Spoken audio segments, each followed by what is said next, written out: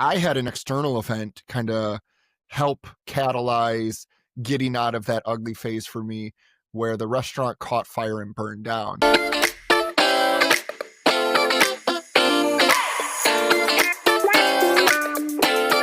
And I was put on unemployment the next morning. And I don't come from an amazing background, but I also wasn't destitute. But I just never pictured that that would be a part of my life.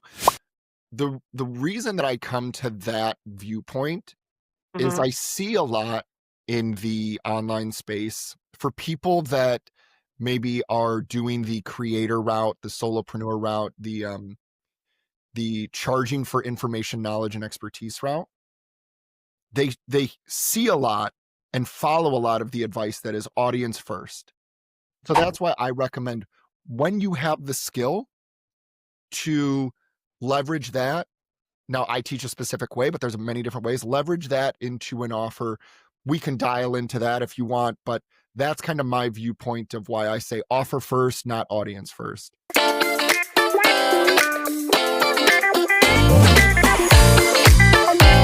All right, so we're talking ugly phases, and you described yours, or you called ugly season, which, like I said, I loved, as basically juggling between multiple things: working at a restaurant, doing freelance, which apparently wasn't going great at the moment, and trying to establish your like digital creator profile. And then at some point, you said you felt like there was a wall and there was like no way around it, so you had to go through the wall. Like, how did you come to that realization? So yeah, my ugly phase slash season was in 2017, January of 2017. I had moved to LA 4 months prior and was working at a restaurant, and I was kind of in a bad, just an unhealthy place in my life. I was in my mid to late 20s, and I knew I didn't want to be a restaurant person for the rest of my life. But if you're in that life, you see that it's kind of hard to get out. It's easy Right. money. It's fun when you're in your Hmm. 20s. Like I was running a wine program. I was in a part of LA where like celebrities were coming in. They dropped $1,500 tip. Like it was just easy money. So you're like Right. trapped in it. Um, I had an external event kind of help catalyze getting out of that ugly phase for me where the restaurant caught fire and burned down. Oh, And wow. I was put on unemployment the next morning. And I don't come from an amazing background, but I also wasn't destitute. But I just never pictured that that would be a part of my life. Let's start to figure an exit plan. So all I had was time. I just started writing online and I committed to 30 days. And again, in the back of my mind, I still have like, I don't want to go back into restaurants. Lo and behold, I do. I find a job, I don't know, 4 months later. And so now I'm side hustling and I'm picking up clients just through word of mouth. Excuse me. I have friends or my network saying, hey, my business needs a content side. Can you do it? And I'm like, I have no idea what I'm doing, but it seems like the right answer to say is hell yeah. So I just started saying hell yeah when people were asking me for help. Um, and then that happened. I'm side hustling for a few years. And then finally, and I'm making good enough money, right? With my Right. client base, Medium has earnings redistribution. I have my first maybe 2 or 3 funnels on the back end of this ecosystem that I'm building. And I'm making enough money where I can go solo. This is probably late 2018, 2019. But it's almost like when you're in a bad relationship and you need something to like help you leave the relationship. Okay. So in 2020, COVID hit and restaurants were just obliterated. And so I was like, okay, now this is the sign to start going full time. And I'll be honest with you, with people listening, that like the ugly phase wasn't over then, even though I was able to land. Right. Um, but there was more clarity of like, hey, um, I can do this, and let's just see how hard I can push. Ooh, all right. Was writing something that you always knew you were like kind of good at, or was it more a peak of like of writing it is. So I've never been asked that question, like by someone who doesn't know me. So I think this might be the first time I'm sharing this. I Ooh, thought love I the first. was in like 2014, 2013. I wrote a screenplay. I put that in quotes about a guy who grew up and he was obsessed with Michael Jackson. He loved the music of Michael Jackson and he actually wanted to be a like a backup dancer. And I even like calculated the time frame for Michael Jackson's His Story. It's like his story, but history tour. Uh-huh. I read it. I don't know. I never finished it, but I read it a year later. I'm like, this is crap. And then when the fire happened, it was more of a like a cathartic. Let me just like I'm in a job I don't like. I'm drinking every night.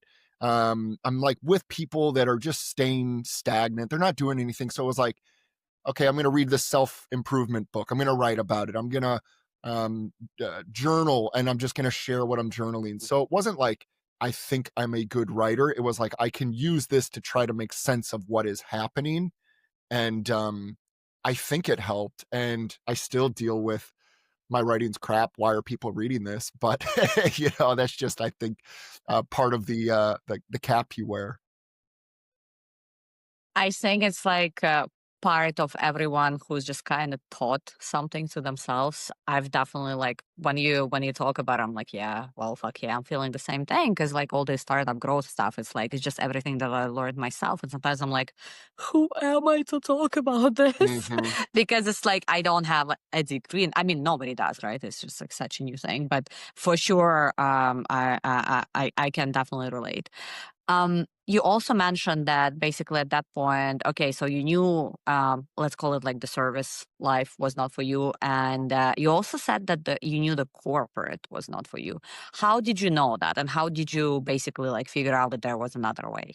So I knew the corporate wasn't for me because before I started working in restaurants, serious restaurants, I mean, my first ever job when I was 15 was in a restaurant, but like once I graduated college, I started working for a company that was like just past startup phase. Like I was employee 60 Hmm. and I was in a sales role and it was great for a while. And then we got purchased by outside investors. And looking back on it now, I was 23 at the time, and looking back on it now, it makes complete sense why investors kind of put in metrics and formalize things because they ultimately want to sell or they just need systems to work. When you're in kind of that startup phase, Right. it's the wild wild west. So I'm making sales, I'm leading my team, but I'm not doing it with like, okay, you need to make X amount of calls a day to this territory, things like that. Like I'm getting people on the phone. I'm a decent talker and I'm building relationships. Um, and again, like I had so much friction of like, I can't be this type of person that is like doing it this cookie cutter way. Not saying Right. that's bad, just saying it did not mesh with me. Oh, there's this whole world of whatever your motivations and the incentives are. If that meshes with you, fantastic. Um, but I'm a type of person where I like doing things I like being able to explore. I'm disciplined in my approach, but I just when there's shackles on you, I like freeze up.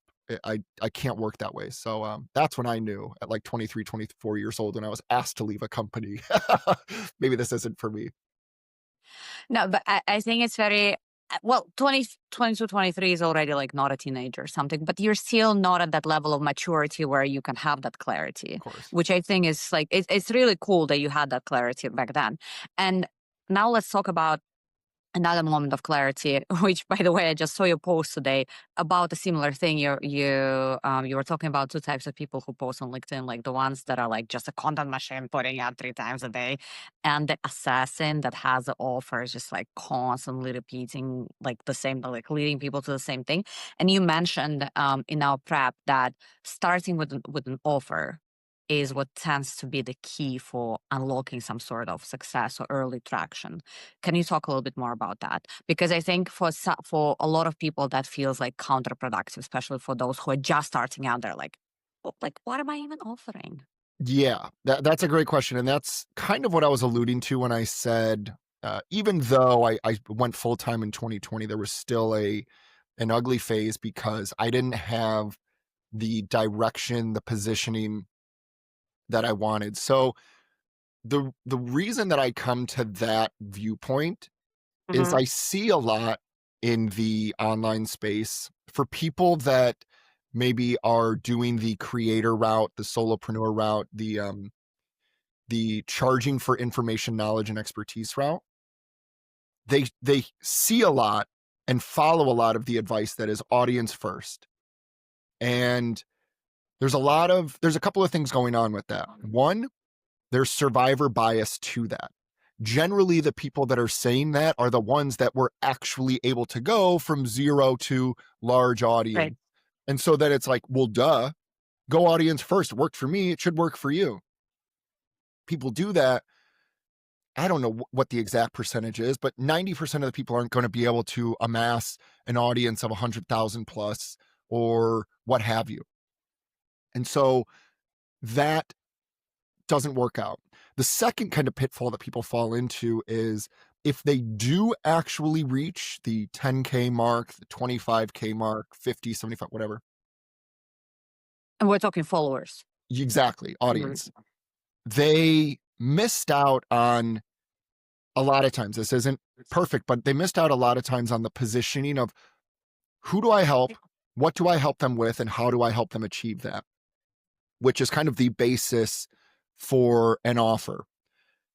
I've had people with 350,000 follower audiences come to me and say, hey, I've got this audience. How do I monetize? You know what the question is that I always ask them? I say, cool, who's your audience?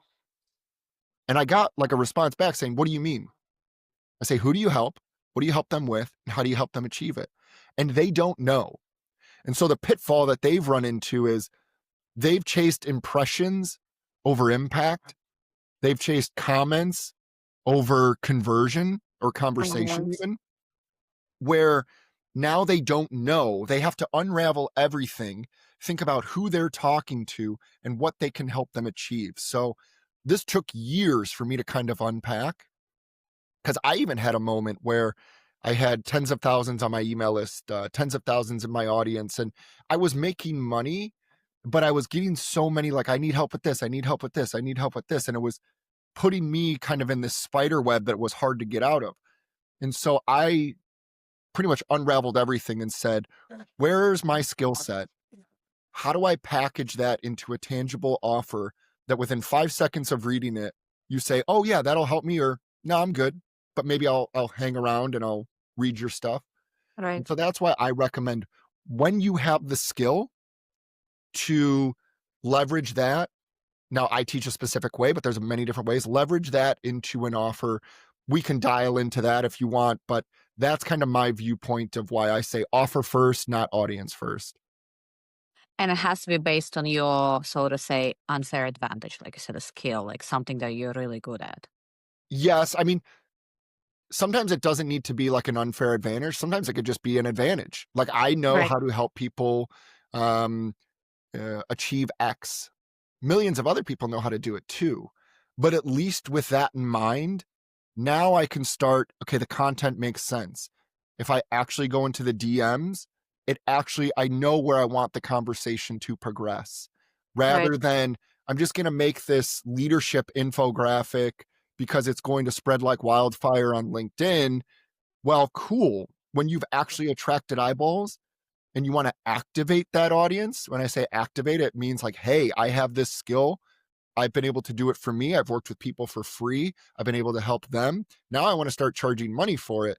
Well, all those infographics, we're sending mixed signals because people aren't going to give a damn about that now. So it doesn't need to be, at least when I hear unfair advantage, that's almost like a unique, differentiated, no one else has. Right. Like a I don't super think it even talent. needs to be Yeah. that. It just needs to be something that has demand in a marketplace that you can help, deliver. Can this be applied? Because I know a chunk of my listeners is people who run like online startups. Mhm. So they're not like coaches or something like this. So it's not a one person business. Can this be applied to them? Because I hear them, like the CEOs, primarily like founder CEOs, and then heads of growth too, who are supposed to be helping with the whole, especially in the early stages, like they're the ones pushing some content for the company. Can this be applied to them? Like if they have a product versus a service, can we reformulate it for them? Because I think they might have a hard time like applying it to themselves without having this kind of like repackaged for them. Absolutely. I think a lot of people think eyeballs equal conversions when really it's the right eyeballs at a specific point in time dealing with a specific issue equals conversions, whether that's web apps, whether that's even on the service side. And so I think there's a lot of people that just say, we need extreme growth. We need to take this business profile, this founder profile, and we need to get it in front of as many eyeballs as possible. And when you do that, one of the, I mean, it's so basic, but one of my favorite kind of mentors that I've never met, vicarious mentors that I've met through like books and videos, is Seth Godin, who says, everyone is not your customer. And I think the savvy founders, the product led teams will do this. They'll start with, okay, what does our product help solve? Who exactly does it solve that problem for, and how does it Mhm. solve it? From those three vantages, I think you have like, how can we write content that helps get those people paying attention, rather than, hey, our founder has done all these other things in the past. Now they're creating this new product. So let's just make it kind of, again, leadership, team oriented, things that work to get eyeballs. Right. But then when it actually comes to, we want to actualize this audience into customers, you're going to be coming up dry. Yeah, I think this is what I've heard. There's like two types of stories. One where the founder is the subject matter on the topic for which they're building the tool, which seems like super organic and logical for them to speak about that. I'll even use my own example. So I've done growth for startups for years by now. And so I'm building the product that does exactly the same at this point. So for me, it's like crystal clear. I know what I need to post about. I'm just struggling to find time to do that, obviously. But then I've met a lot of founders who are not the direct subject matter expert on the, I guess, the tool they're building, but they've had like brilliant people building it for them. And so they would do exactly this. They would post about building startups, leadership, blah, blah, blah. And then they would fail to convert anybody out of their network for the product they're actually building, because people are now following them for startup advice, leadership advice, and say they're selling LinkedIn automation software. And they're like, how do I bridge the gap? How do they bridge the gap? Right. So what you say, the recipient on the other end, that's all they're going to know. And so I don't mean this, when I'm using the phrase that I'm going to use, I don't mean it like in a malicious way. I mean it kind of Right, as like an unintended accident. Is you train whatever you put online in your content, you train the reader to think that way, right, right? Because what else are they going to think? And so, sure, there are times like I can, if I had like time capsules of my LinkedIn, of my Twitter X, of my Medium, I'm in a lot of different places. We could go back 2.5 years and I could show you way more views, faster rate of growth in terms of audience compared to now. But then I could also show you how that correlates with income, and they're vastly different, right? And I think what I'm saying applies not just to service-based industry. I think it applies right, to product as well. Like, sacrificing viewership, ultimately, when done right, when positioned at a place of like, am I targeting fears, frustrations, desires of my end user? It's going to convert better than, again, let's maximize growth, let's maximize exposure and distribution. because those two things don't always equal each other. I think that makes a lot of sense. Now, I would love to get your take on this. I mean, I hate it, but it's super popular. This format where people are like, I've spent 40 hours doing this, so you don't have to comment, blah, blah, and I'll send it to you. What's your take on that viral framework, as they call it? My take is there are tools and frameworks of copywriting that have proven to work. And if you want to use that, you better make sure that the promise on the other side delivers. I think there's no such thing as like clickbait as long as the promise is delivered on. Right. I've used that before. It's worked. I've had people tell me, man, like if you're doing it for like a lead magnet, if you're doing it for a free trial, right? If we want to put it into the perspective of more of like the product led teams and founders trying to get their web apps and things, their products off the ground. If you can actually deliver on the product and on the promise, that you're talking about, c'est la vie, go for it. Because part of the game online is capturing attention. I think once the attention is captured, however, what you do with it, that's where the real payoff is. That's where the trust is built. That's where the nurturing happens. That's ultimately where the conversion can happen. But if you just do it, again, looking through the mindset of we need to maximize attention and growth, but then on the other side of it, there's nothing there. Well, are those people going to come back and read your next post? Are they actually going to invest in a product that you put out into the world? Probably not. So use it, but use it like, what's the saying? It's like, heavy is the responsibility who wears the crown or something like that. I know I butchered it, but there's a responsibility to using these tools. I think it's from one of those superhero movies, like with great power comes great Exactly. Yes. responsibility. With great power Yeah. comes great responsibility. That's a better one, right? There are tools that can be used, but if you use them irresponsibly, what you're paying What's the for point? now, isn't going to reap benefit.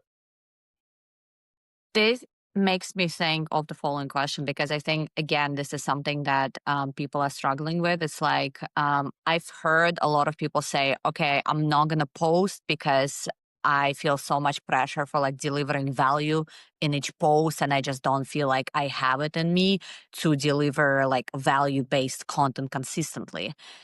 Does it have to be value based content all the time, or can it be clickbaity sometimes? Like, should you have a variety of content, and what that variety should be? So I think there's two definitions of value-based content first that we should kind of separate. If you're saying like value versus clickbait, that would to me would mean like valuable in the sense where I walk away having gained something. Practical, yeah. Right. Mm-hmm. There's also value content versus insight content. Both, you're walking away having gained something. Value, the way I use it, value content is like, I'm going to give you everything. A lot of people talk about that, right? Give so much away for free because then when you actually want to activate the audience, they'll be like, wow, I did that for a long time. Still, at times, we'll do it sparingly. But what you run into is you're attracting a bunch of freeloaders who, when the time comes to actually activate, they're going to be like, wait a minute, Jon, for the last 3 months, you've been giving me just like amazing free stuff. Why should I have to pay now? It almost feels like you pull the rug out under them. Insight-based content gives them the nugget of wisdom and then tells them where to look to continue the journey, right? It's a little bit heady, but instead of saying like, here's exactly how to accomplish your 3 big goals in the next 30 days, and you actually give them like a framework for doing that. The insight-based approach would be to say would be to give the nuggets of the outcomes throughout the post of what happens when you do that. and then give a way of continuing the conversation. Maybe it's in the DMs, maybe it's through a lead magnet, maybe it's just on a newsletter, where then you can continue the conversation to really keep giving. Again, when I use value, I don't mean giving away the information. Right. So that would be that distinction. In terms of the other one, though, I've been toying with this idea, and I want you to tell me if it's has legs or not. There's what I hear when you say like value versus clickbait is almost like it teeters on the line of imposter syndrome, right? Of like, how can I make every single piece of content good? I'm starting to think that there's no imposter syndrome, right? Whether you have the skills or not, you can learn them. They're there. They just haven't been acquired yet. So I've been calling it more courage syndrome. You just don't have the courage to actually step into that place. Love that. I don't know if that has anything. And then just to put a bow on this idea, I don't think, I firmly believe this. I've been saying it for years. You can look at my Twitter, you can look, and it comes up over and over and over again. I don't think there's anything as good or bad content. I don't think that exists at all. There's only data and feedback. 90% of my growth has come from probably 10% of my content. So I could say the other 90% that like no growth came from was bad content. No, that was just data of maybe I shouldn't talk about that as much, right? There's no such thing as good or bad content, only data and feedback. Follow-up question on that, because this immediately what comes to my mind, and I'm pretty sure most of the founders that I speak with are probably going to think the same. Like, should then most of the content that you're pushing out be leading to some further conversation or some further step? Let's call it further step. Should this always be that way, or should some content just be, I don't know, entertaining? So funny you use the word entertaining. So I'm going to share with you a framework that generally I reserve for my private clients that helps them, me, and others conceptualize how I view content, the specific roles that certain content has. So I like to think there's 3 different layers of content. I call it the 3A content funnel. There's amusement content, there's advisor content, and there's authority content. So we'll start from the top. Amusement content, it's content that is low-hanging fruit. It's content that is kind of dopamine rich. And its sole purpose is to get your profile picture in front of eyeballs. Okay. This is content that is like, I would never write this, but it's like 12 things to make you 10x your dream life, right? I would never write that as a piece of content, but hopefully you can understand where I'm going with this. It's, the 12 traits that, again, I already said don't do leadership content, but maybe there are like CEO coaches, things, the 12 traits that every powerful CEO has. There's still a goal of getting maybe someone on own distribution as like your email list, or maybe starting a conversation in the DM, something like that. But the main goal of that is just to get that content distributed and your profile picture in front of people. The second layer is advisor content. Let's say you did an amusement content. It went off for 100,000 views and you got some followers because of it. Now you start mixing in some advisor content, which is like, okay, you have some stay in my world. I'm renting you for a little bit because the algorithm might not show you content, whatever. Now I'm going to show you what's possible in this world. So now I'm going to show you a little bit more detailed content of maybe stuff that I've done, or maybe stuff that is just relevant in this world, right? If we go back to an example you used, which is like a distribution tool for content that maybe a founder's building. Maybe in the advisor content now, you talk about, how to actually write content. And that's going to lead to your tool, right? Because you're selling a product that's going to help people get it out. That's great, a scheduling tool, but they don't actually know how to write the content. And then finally, you have authority content, which again, if we use the same founder as an example, now you're writing content how we helped Jon grow his account from 0 to 100,000 in 9 months with um schedulizationizer, whatever the tool's called, I don't know. Right? Now it's like case study content where it's like, oh, this product actually helped Jon do X, Y, and Z. Now I'm like, you're going to get people that really want to lean in and potentially take action. So just to recap, there's get yourself in front of eyeballs. Then it's show what's possible in your world. Then show actually authority of what you've done in this world. And that's how I approach it with my clients. That's revealing Oz behind the curtain. You can look at my content with that in mind and be like, oh, this is kind of low hanging fruit. Jon just wanted to collect eyeballs. Oh, I didn't know you could do that actually in the solopreneur space. That's probably advisor content. Oh, that's a case study of Jon with his client. I'm actually going to be dropping one about how I helped a client close a $72,000 deal last week. Boom, authority content. That's how I approach it. That's how I teach people to approach it. And that's sort of like an inverted pyramid, right? So you have a lot more people at the top, then less in the middle, and a much smaller portion at the bottom, but this smaller portion are actually people who might potentially buy from you. Bingo. Some would Okay. say it's a funnel, Sure. So that's how I approach it. Another question, as a follow-up on this one. Sorry, I'm just like Go in for the it. funnel. So I think there is a lot of bad advice in terms of, oh, here's the framework that work for X, Y, and Z. You should just follow that. And then you would literally, and I'll give you a very specific example. So several founders were asking me like, well, look at this one. She's posting, I don't know, how she loves her coffee and gets 500 likes. And I'm like, yeah, well, no shit. She has like 200,000 followers. She can probably post a picture of a dead man and still get likes. So my question is, you should not be blindly emulating someone, right? Especially if your like profiles and audience are wildly different. 100%. So something I tell myself as a reminder, I tell my clients this, is you cannot compare your day one to someone's year 10, right? I get a lot of people coming into my private community and they're like, Jon, I used the template that you gave me, whereas you get 500 likes, 250 comments, and 100 reshares on it. I'm getting 45 likes and 10 comments. It's like, well, wait. You can't just assume that your distribution is going to be the same as mine.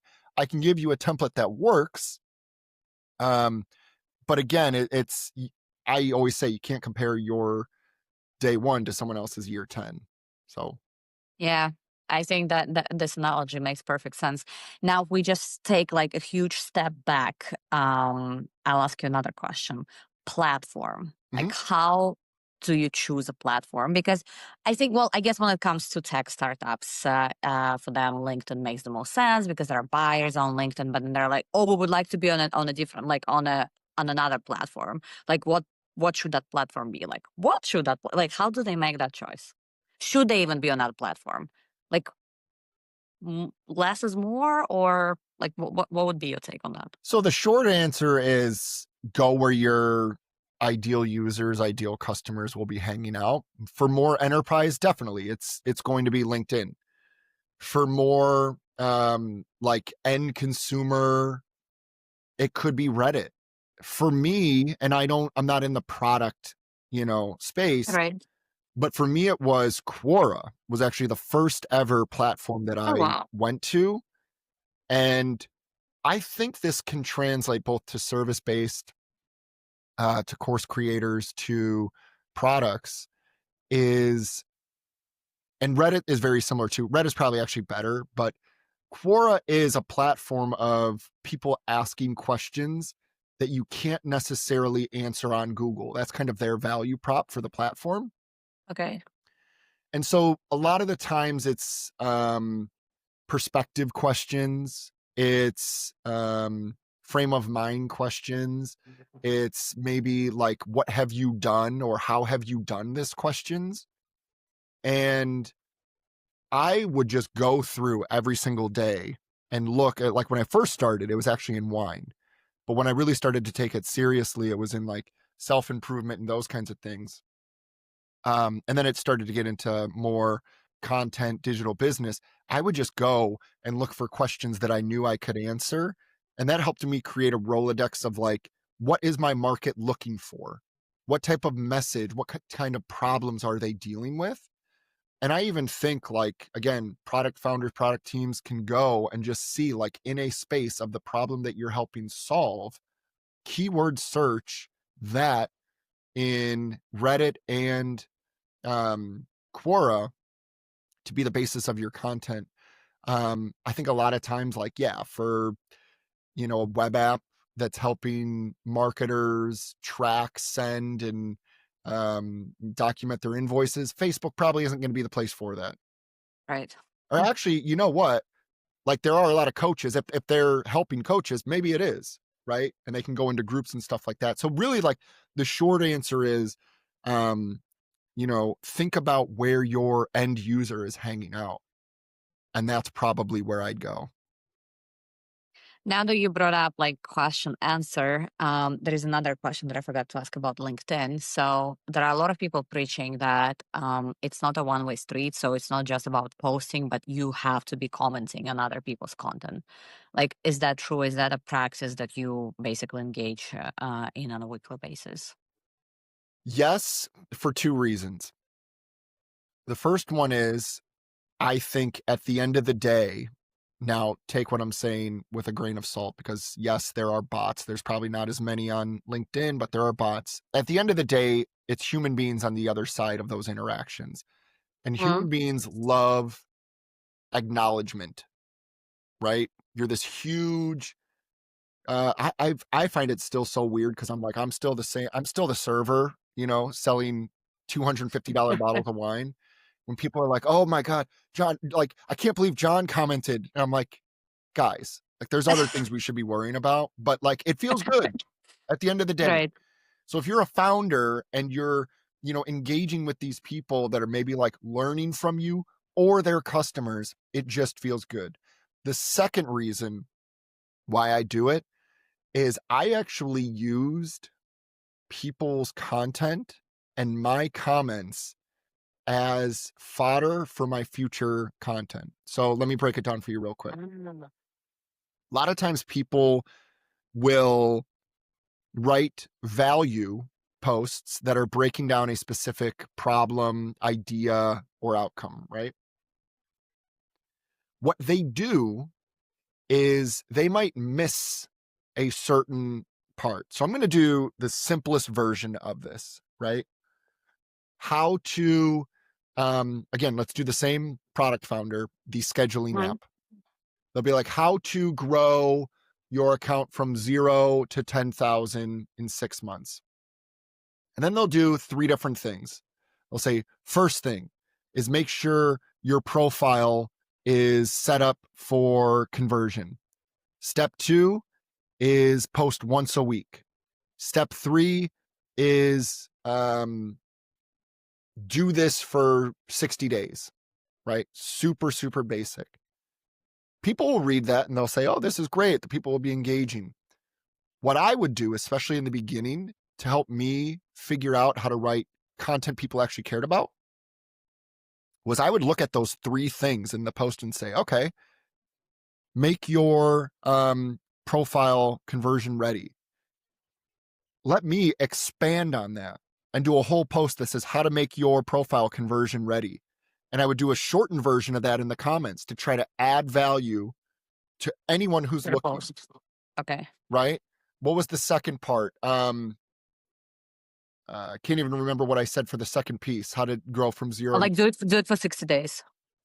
what was that? You said do it for 60 days, like do it consistently. Yeah, how to create a 60-day writing habit. That would be a post that I would do, right? Um, and then the third one, I don't remember, but you get the point where it's like there are gaps in value already created on these platforms. So I would do a mini comment of like how to make my profile conversion ready, good picture, X, Y, and Z. Then I would blow that out. Tomorrow, I would do a whole post on that. So I was using it as inspiration, but also again thinking there's a human on the other side of that they want an interaction. Right. I want an interaction. So Makes sense. Now that we've talked about value, I've got a question for you regarding, I guess, the moment you mentioned with your coach who told you you should actually be charging more. And then the whole thing kind of unlocked while you were coming from a place of like, oh my God, no, I don't want to be overcharging. Talk us through that moment. Like, why did you think you couldn't be charging more? And what happened after the coach convinced you that you should actually be charging more? so I think the best way to kind of conceptualize this is at the end of this month, I'm actually getting married. And I've been in charge of hiring like the DJ, and I have to do some of the catering. I have to do the bartender. And so this was a couple of weeks ago, but I had a whole list that I found on various websites of people, so of bartenders. Let's just do that one. It's easy. And I'm sending them out. I have this copy and paste message. Hey, I'm getting married on this date. I'm looking for a bartender. Here's the types of things we want to do. Let me know what your rates are. Most people now, I don't know how much it will work for products for like subscriptions and things like that, but to a Uh-huh. limit, right? You can't do a $2,000 a month product unless it's enterprise. Right. But for more service based, um, if I got someone writing back to me that said, yeah, I can do the whole night, I can do 8 hours for $250, I immediately was like, nope, I'm not hiring them. Because in my head, as the client, I'm thinking, are they even going to show up? How could they Right. price themselves that low? Do they have any idea? Are they actually like a bartender? And now, sure, I didn't hire the person that was $2,000, but I hired the person that was kind of in the middle, because you think human beings only purchase the lowest price. But what they really want outside of commodities, and that's why I think a lot of, especially service-based providers, commoditize themselves unknowingly. What people really want is they want the best value at the lowest price. And a lot of times perceived value is embedded in price. It's this weird kind of like mind twist. That's true. But when I started raising my prices to a limit, I got more clients and obviously more total gross revenue. Again, to a limit, there's a certain point where I started to get less. But again, this goes back to kind of like people think, well, no, it's like imposter syndrome. Like I've never charged, I had a client do a $72,000 deal. I've never charged, my first digital product was $13.50. And that scared me. And people think it's imposter syndrome. I've never sold anything before. Well, no, I'm telling you right now, it's coward syndrome. And just have the courage to try it. Put a $2,500, your first ever coaching package in front of someone. Do $3,000. The first person you pitch is not going to convert, but you'd be shocked to see the perceived value that people like want to join, but maybe they can't. And then people will Right. join. So Now that you brought up your wedding, we're gonna backtrack on that one too. So the proposal, you told me that you've prepped this whole thing and you tried to speak in your fiance's language, and she was like, "Yeah, that was okay, but not great." Have you ever had a moment like this with a client who was like, maybe had like very high expectations, and you thought you delivered like a very like high value thing, and they were like, No, actually not, John. That was not great." yes, and this is where to me, all roads lead back to your offer. The reason I think this happened is there's a lot of people, service providers, who think going in with a custom offer is the way to go. Okay. If I can figure out all of my prospects' problems, if I can dial in all of their needs and really blow them away, they're going to be blown away. And what I think a lot of people miss, and this is why I teach people to do more formalized offers. And it's not essentially take it or leave it, but you can kind of boil it down to like, here's who I help. Here's how I help them. Here's how I help them achieve it. The prospect is coming to you because you're the expert. And what you do inadvertently when you build a custom offer with them, sometimes you create problems that aren't even there, but the prospect thinks they're there. But really what they want is they want assurance of someone who's been to the place that they want to go to can lead them there. So when you build with them all of these things that they think they want, what you're ultimately doing is maybe taking them either further from their intended transformation, or you're just going to make it longer to get there, to where instead, how I've started doing more formalized offers is like, I'm not going to build with you what you think you need. Here's what I have. Here's how we get there together. If this sounds great, come along for the journey with me. I'll deliver it for you. That way, the perceived idea of where are we going isn't cloudy.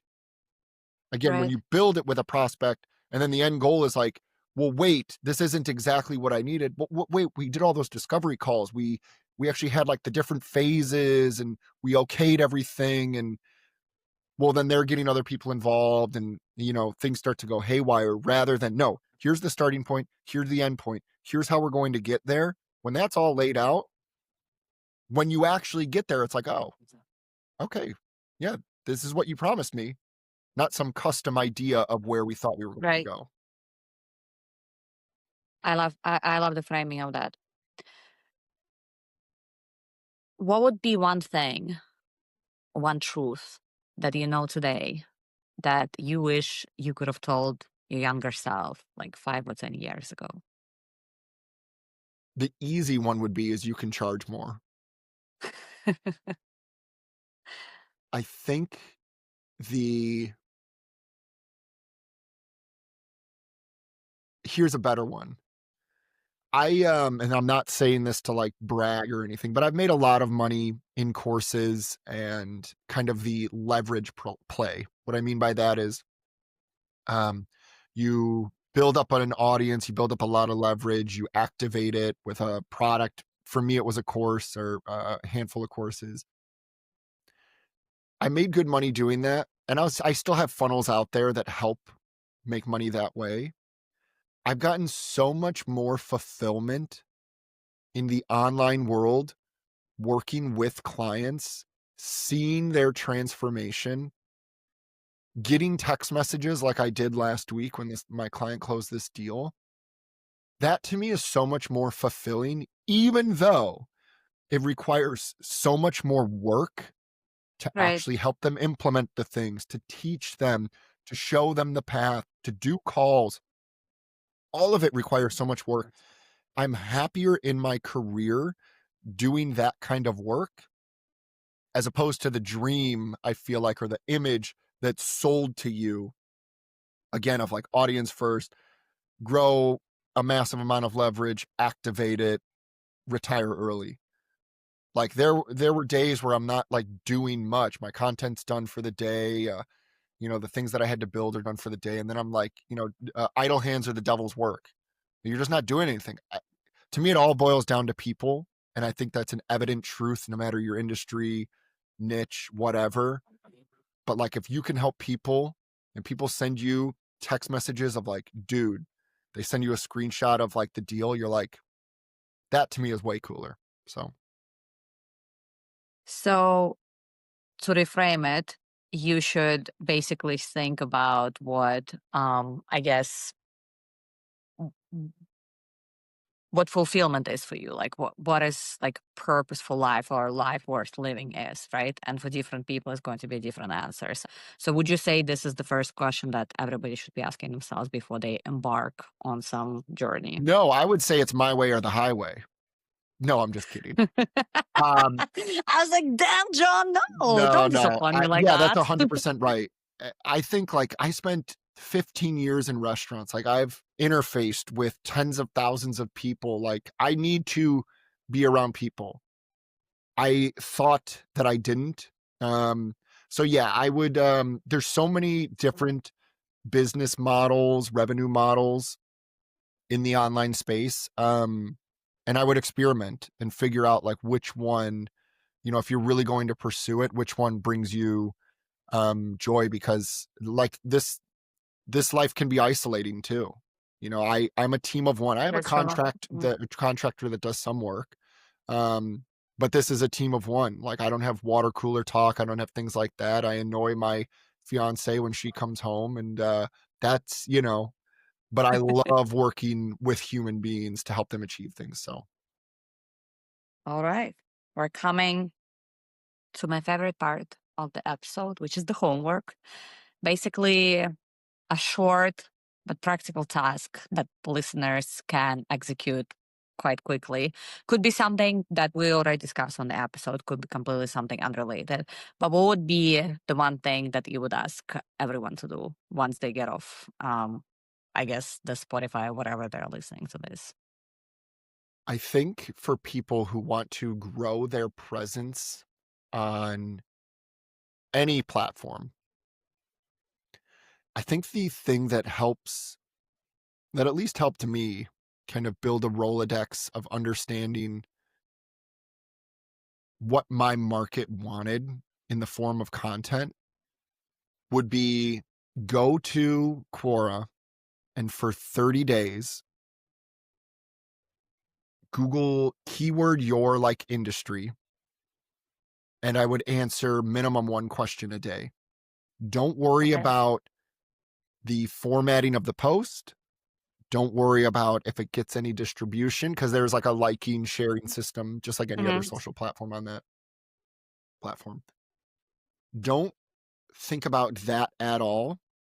Think more output over outcome, to get an understanding of how to write content for someone else. I think a lot of people, no matter what side you're on, product or service, write content for themselves unknowingly, and where when you're answering prompts, you're answering questions, you specifically write back to someone. Someone else. And I think that's a soft skill that a lot of people miss. They instead go to YouTube, or they buy products of like how to structure content. Well, the messaging still isn't going towards someone. It's just structuring an idea that you had. But the so what, like the why should I even care answers never, or questions never answered. And so that would be the homework. Do it for 30 days and you'd be shocked at like how it's like going to the gym and just lifting a bicep, of like, oh, that's how I write content for someone else on the other side of the screen. I think this also answers a bigger question of like how do you even build a product for someone else? Because what you just mentioned is a big issue in the SaaS world, which is a lot of times founders are building products for themselves. It's like there's so much in their bubble that they don't even realize that this product is just for them and not really for the like real people out there. So that was a really good reminder. Thank you, John. Of course. Last question. What is the best way for people to find you and get in touch with you? So you can go to jonbrosio.com. That's John with no H, because there is a John with an H Brosio, who's an art teacher in Los Angeles. I know, it's really Whoa. weird. So if you want And to your look at, last name is not that common. very not common at all. But he exists. He creates like tens of thousands, hundreds of thousands of dollar art. He's actually very successful, but I outrank him on SEO, so things are all good. So just jonbrosio.com, or just find me on LinkedIn, Jon Brosio. What is it? /IN/ Yeah, LinkedIn.com/ we'll tag everything. Yeah. yeah, Twitter. And if anyone listening like wants help on an offer, you can go to jonbrosio.com/offer-template, and I have a free template there for if there's any service providers or even product creators that want to just view how to position content through the lens of your product. There's a free resource there. Awesome. Any last thoughts for the audience? No, this has been a fantastic conversation. I hope people have learned something. I personally did. I've been looking forward to recording this with you, John, because I've been following you for a while. And I think so. The funny thing is that the question that I asked about comments, I think this is how I started interacting with your content in the first place. I just like started commenting because you know how a lot of people on LinkedIn are like lurkers, so just like they'll like or they will not even do anything, even though they like the thing. And you were one of the first people that actually started commenting on because I was like, ooh, I've got something to say finally. Like, and then I messaged you. And so this is me also encouraging people to have, like you said, interactions with Hmm. other people on LinkedIn. Don't comment just for the sake of commenting. Like actually try to have a conversation. For sure. Thank you so much, John. It's been a pleasure. Thank you.